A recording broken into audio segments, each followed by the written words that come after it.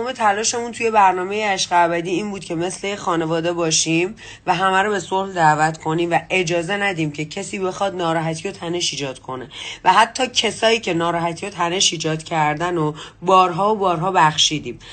اما اینکه الان قرار باشه یه کسی به ناحق اینجوری حقش خورده بشه یا قرار باشه یه بیشرفی یا آدم کثیفی یا آدمی که سر و تهش معلوم نیست و اما بارها و بارها بخشیدیمش بخواد بیاد اینجا حرف مفت بزنه، به خاطرش همه چیزمو میدم ولی اجازه نمیدم که این اتفاق بیفته.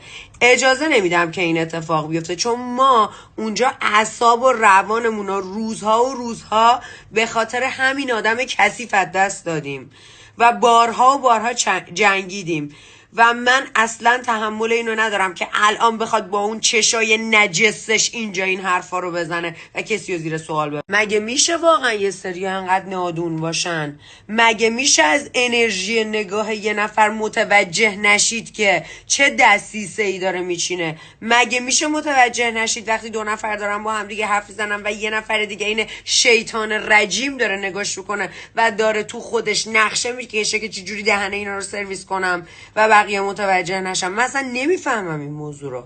بذارید یه ذره دیگه بره جلوتر. آقا یه کار نکنید واقعا 2 روز دیگه چند صبح دیگه همه رومون نشه دیگه تو چشم هم نگاه کنیم یا شرمنده باشیم از اینکه این همه قضاوت الکی کردیم از روی یه دونه تیزر بدون اینکه بدونید چی به چیه کی به کیه. چجوری تشخیص میدید که کی خوبه کی بده کی اشتباه کرده و کی درست رفتار کرده؟ شما چه میدونید که توی پشت بک این داستان تو 20 ساعتی که هست شده چه اتفاقایی افتاده که یه نفر به اون حد رسیده و چرا این همه آدم با یه نفر بدن؟